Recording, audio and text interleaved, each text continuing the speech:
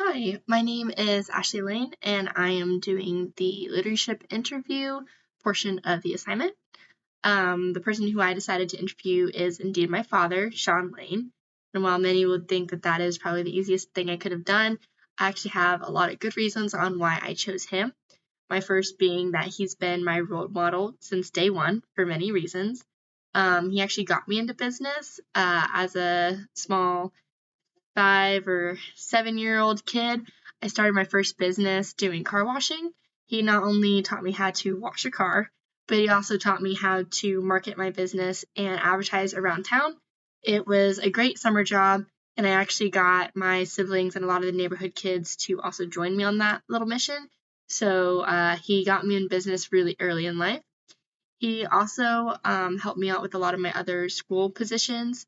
I was involved a lot in high school, and I would always turn to him and ask him leadership questions, like how should I deal with this project, or who should I talk to about this. And he got me help from the community since he is very big where I am. So I never could have done a lot of things that I was able to accomplish without him. He also runs his own company, ProServe Pools. He's been doing that for about 5 years now, and that's something that I want to do. Not necessarily saying I'm going to take on ProServe Pools, but I would love the opportunity to have my own business and run it as a CEO. That's been a dream of mine since as long as I can remember, and I know that stemmed from him. And he's the one who gave me the idea of CEO from the very beginning. He's also had many professions. He's worked as a waiter in high school, so he has taught me the value of working in the hospitality industry and the value that waiters get out of their customers.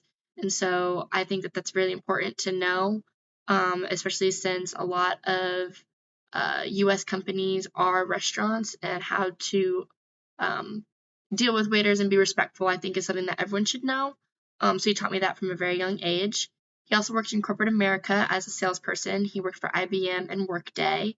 Um, that position I never really saw myself interested in, being a salesperson, but it was very cool to sit in on a lot of his meetings and see what he had to say, as well as what his team had to say, and watching him be a leader in that aspect as well. He also became a teacher. He taught at the high school that I went to, and ironically, what he also went to, small town.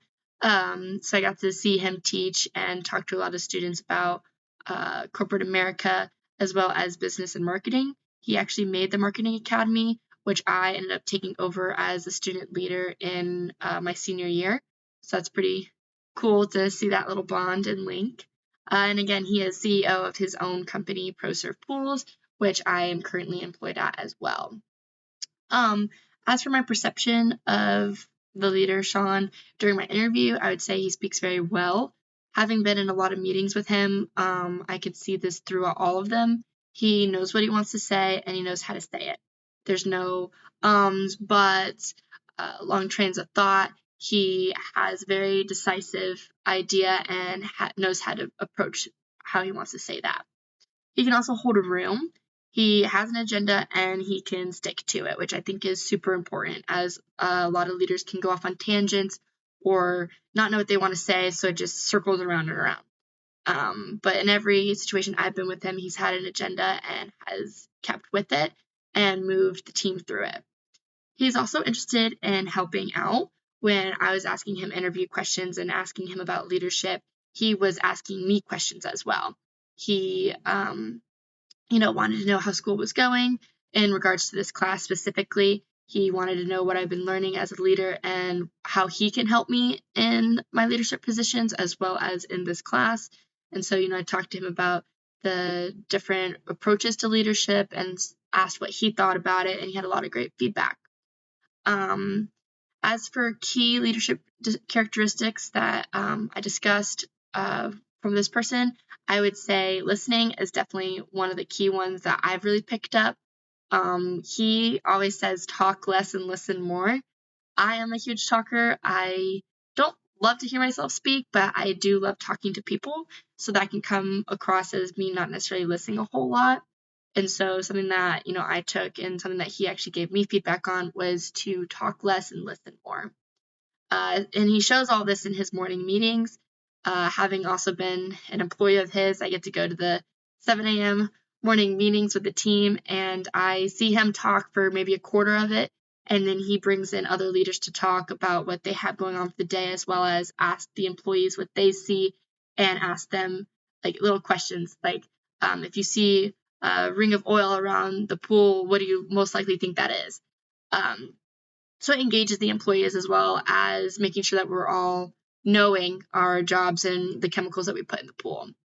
He also makes it a point not to waste others' time. He likes to say that he gets paid over $100 an hour for his work. And so when he goes and talks to other people, he's like, likely they would get paid more. So he doesn't want to waste his time, and he definitely doesn't want to waste others, because that is something that is reflective on a person in a more negative light when they know that if they get into a meeting with that person, it's going to waste their time and it's not going to be as valuable as it could be. And he also has others take the lead. So as I mentioned before, in his meetings, he asked all the other leaders and the team leads to talk about their experiences and talk about what they, have going on this week and what they need help with. He's one of those people who likes to be the leader, but likes to have all the leaders' input as well. And I think that's so super valuable. And I think that has rubbed off on me on how I lead. While I love taking charge and being the spokesperson for our group, I also want to make sure that I'm very inclusive of others and hearing from other different perspectives, because I know how important that is in an organization. And he has definitely shown that in his meetings. As for my perception of the individual as a leader, again, making sure that everyone is involved in contributing.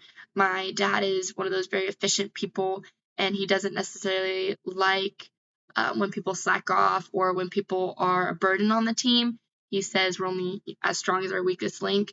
And so if he sees someone not as contributing as much, or someone taking more time, which means that the helper that they have has to take more time as well, then he is the first to address that. He's not afraid of conflict, and he knows how to deal with it well, and he knows how to make sure that the other person sees this as an opportunity for feedback and not as an opportunity of just failure. So I think that is something that a leader needs, and I think he shows that well. He also lets other people speak and give the chance to hear their feedback. In fact, he implored me to ask our customers for feedback. So I went to over 80 commercial customers and physically sat down with their maintenance crew, and I asked them what they saw at ProServe, what we could help them with, and if they had any suggestions. And they were very shocked to see that we were willing to do that. And it all stemmed from my dad and his idea that, he wanted to make sure that we're providing the best service that we can. And if there's any, way that we could change around our leadership style to help out the community more. And then some key statements that my dad talked about was train your replacement. That is probably something I hear once a month. And he always talks to me about it too, because even though I'm here at UF, I am still employed there. And he's always like, Ashley, you need to train your replacement so you can actually leave when you get your career. I'm always like, okay, I will try. And he mostly says this to tell others to lead others into leadership. He, wants us to grow as leaders, but also grow others as leaders. And I think that's very important, because as a leader, you're growing yourself, but you need to grow your followers as well. And he's always looking for innovation and advancement. He says, we're going paperless. And so he took our company that used tons of paper and made it almost paperless. Everything's online, everything's on the iPad and on the phone, and everything has gotten so much more efficient and effective. And that is all because he wanted to go paperless. So I really value that, a part of his leadership as well. And that is my dad and his leadership style. Again, he is one of my biggest role models, especially in the business world. And I've learned so much from him. And I think a lot of his leadership style has stemmed into my leadership style as well.